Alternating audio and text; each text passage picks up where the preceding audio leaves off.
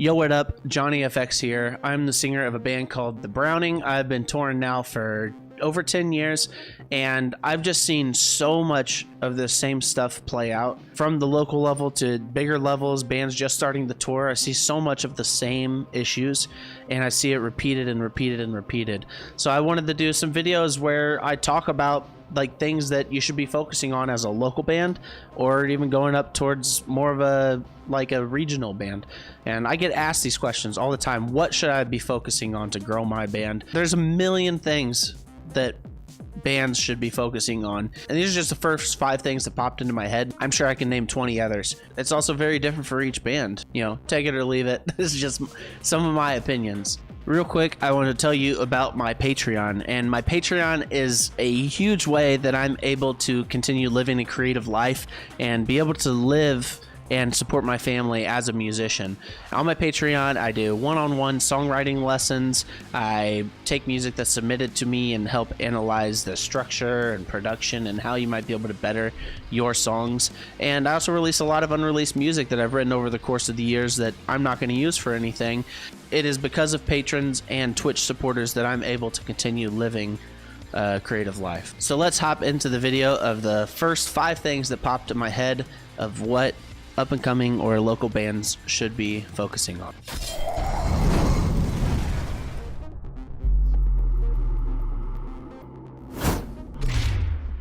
The number one thing that comes to mind when I think of things that bands need to focus on locally is making friends.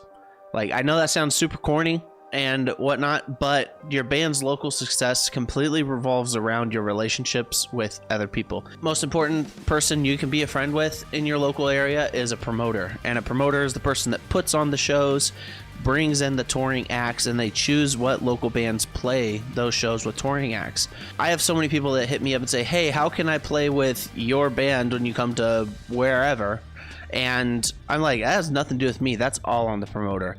So you as a band that wants to play with touring acts, you need to be friendly with the person that puts bands on the shows, the promoters. Whenever you're at the show, be friendly with them, hang out, have a good time. Don't get into a huge freaking argument with them if your band has to play first at the first time you've ever interacted with this person. Get into a stupid argument with a promoter, your chances of getting really good touring act shows goes down straight down.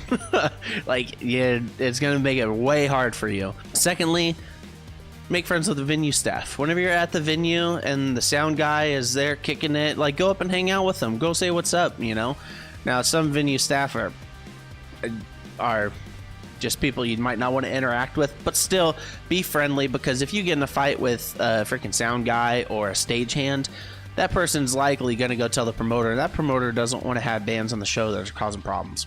Thirdly, you should also make sure to make friends with other bands in your area. I see it so often that local bands are sitting there fighting with each other or hate each other or talk crap about each other online and stuff. Like, you should be trying to set up shows with these other bands as well. Get their friends out to the shows so you could become friends with their friends. Create a community of metalheads or rock dudes or whatever it is. Like, create a community with these other local bands that are doing the same thing as you. You're in the same position. No one local band is freaking crazy huge to not be able to interact with another band, you know? Make friends with the other local bands.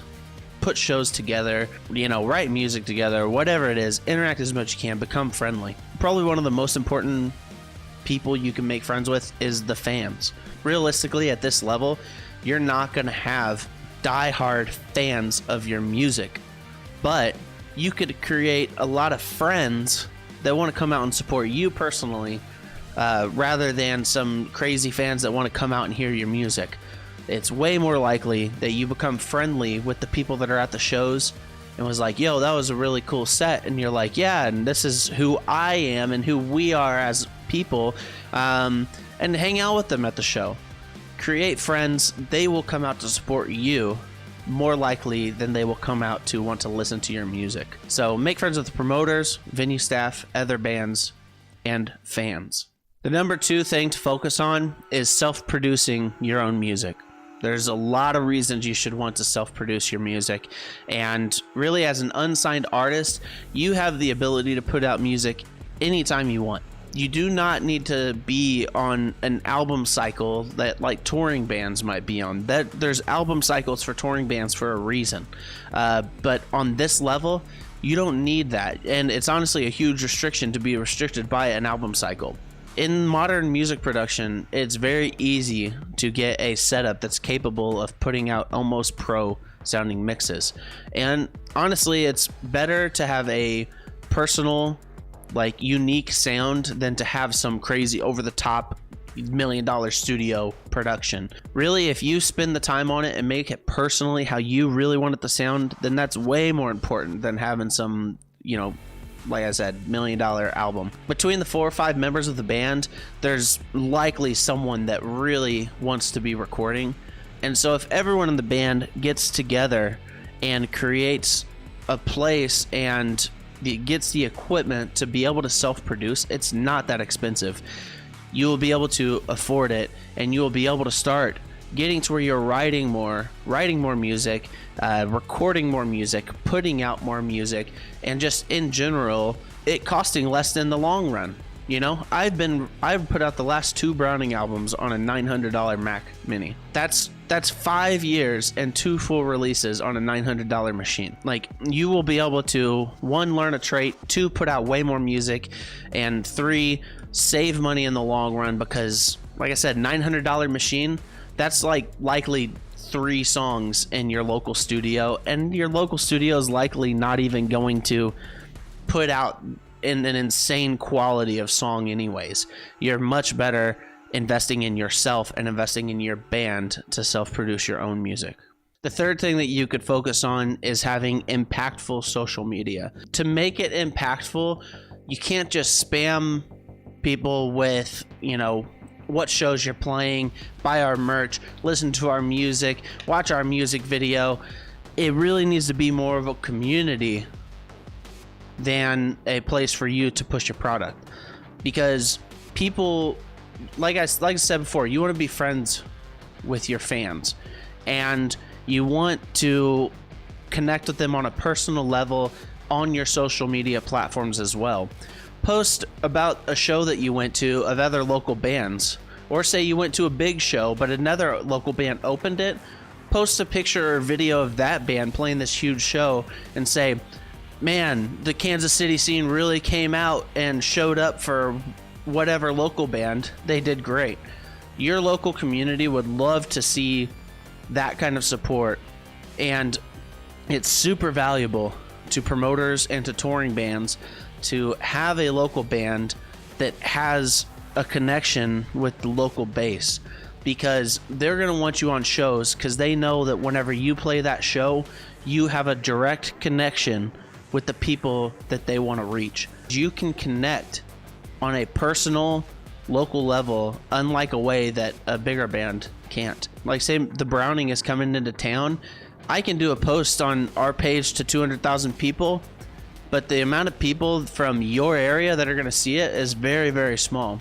So if the promoter knows if they have a local band that will put a post up and it will reach thousands of people in that local community, and that local community loves the interaction with that band, you will get way more shows and you will get way more just business as a whole from like your local scene.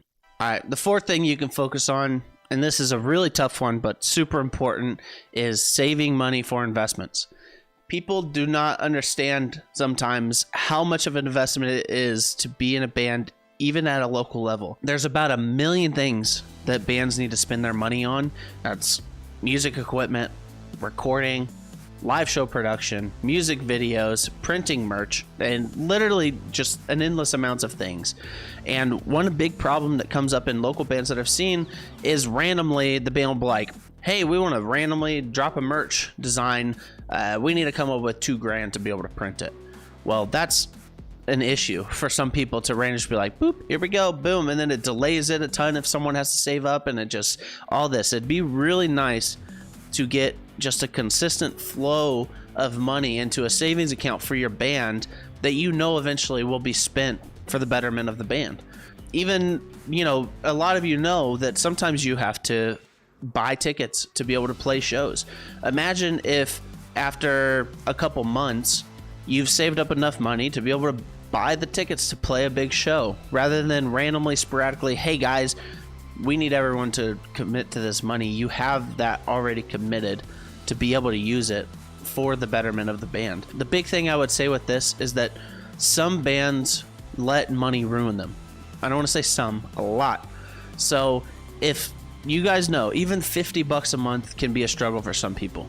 And so if someone in your band can't come up with that, don't freaking kick them out of the band. Don't throw them to the curb. You're in this together, a group of 4, 5, 6 people, however many. You're in this together, and you know that they would love to commit that money if they could.